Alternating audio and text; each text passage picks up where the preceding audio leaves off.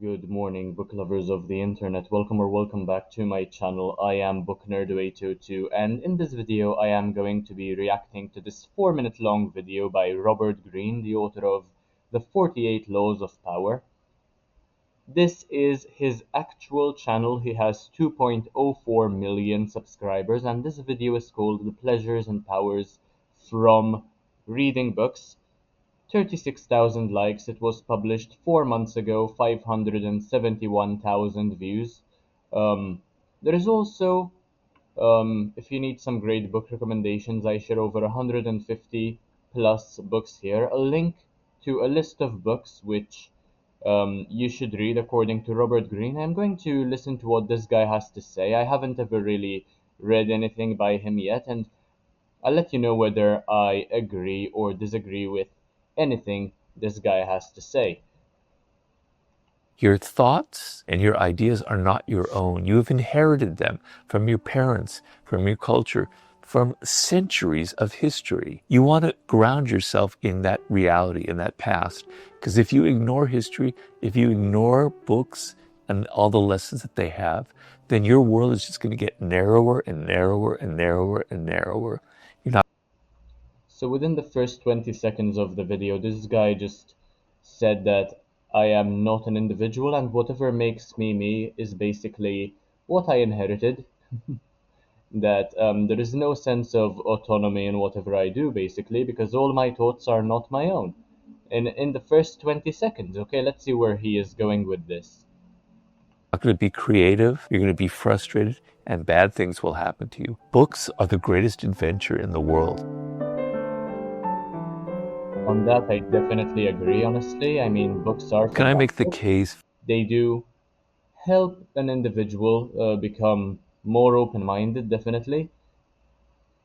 for why we should read books? It's a strange question for me because for my whole life, books have been the greatest thing that ever happened to me. If I didn't have books, I would be so miserable. It's such an enjoyable experience. But think about it this way. You live in your head with your own thoughts, right? And if you had printed out one day, if somebody printed out on paper what your thoughts were for a week, you'd be astonished at how boring and how trivial and how meaningless they are.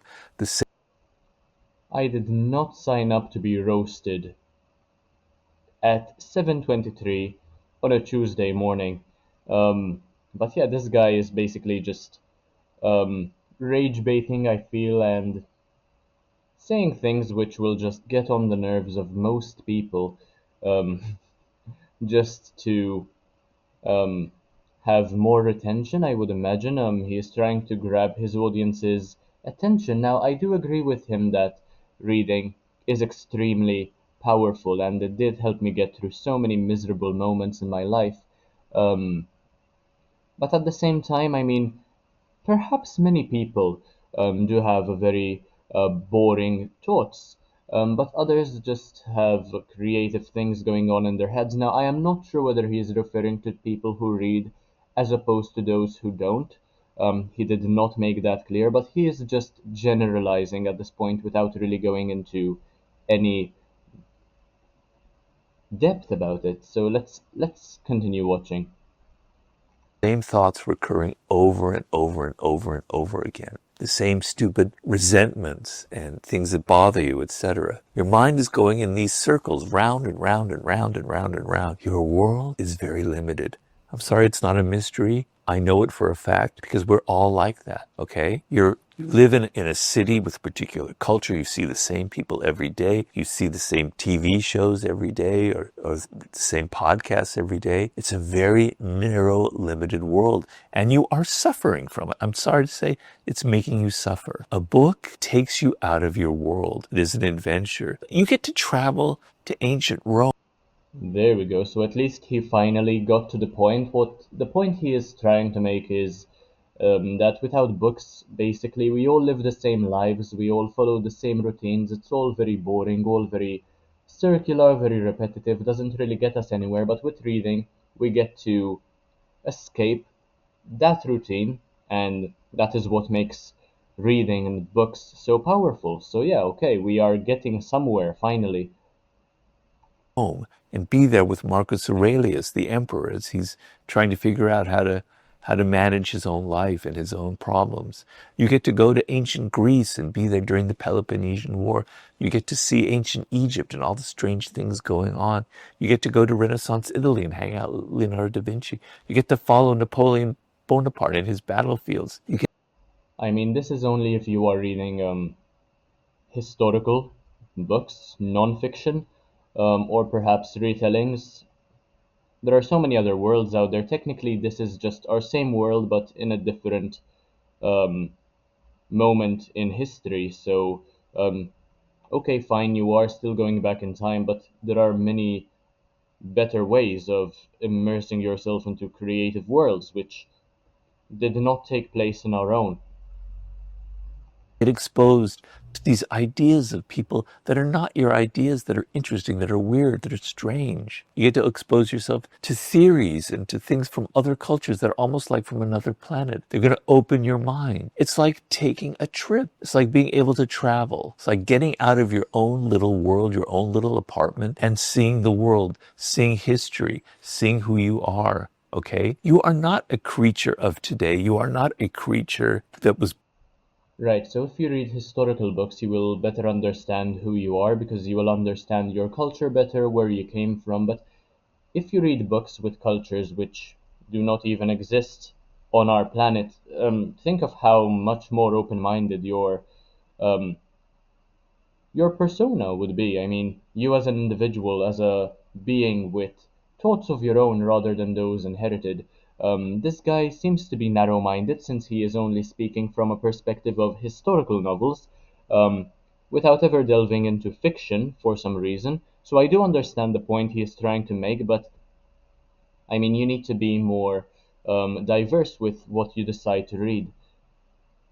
born for like the year 2000. I don't know when you were born, right? That's not the world. The world existed 10,000 years before you. Your thoughts and your ideas are not your own. You have inherited them from your parents, from your culture, from centuries of history. You want to ground yourself in that reality, in that past. Because if you ignore history, if you ignore books and all the lessons that they have, then your world is just going to get narrower and narrower and narrower and narrower. You're not going to be creative. You're going to be frustrated, and bad things will happen to you. I mean, I don't think you are going to be creative much if all you read about is Rome and Egypt and all the other cultures. I mean, without ever delving into worlds which are not our own or historical periods which do not take place in our realm. Worlds derived from the imaginations of others that have nothing to do with our own world, because there are people out there who, as individuals, um, can think beyond our world and beyond the lives most of us seem to lead. Perhaps I am above average in this regard. I do not want to come across as a bragging type of guy, but at the same time, I mean, this is something that comes across to me as very stupid since the people I tend to spend most of my time with are creative types, and um, as an individual, I do not read history much because I don't really care since I've read history of planets which are fictional to our knowledge at least, which were derived from the brains of authors who are extremely creative.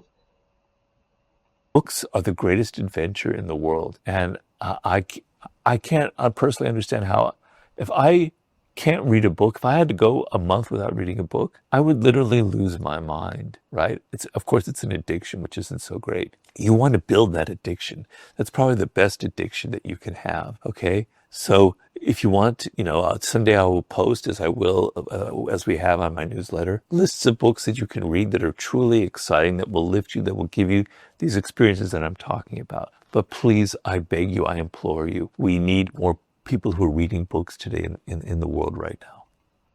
That is definitely the case. That is also the mission of my channel, to encourage more people to read and to give you recommendations which you will enjoy.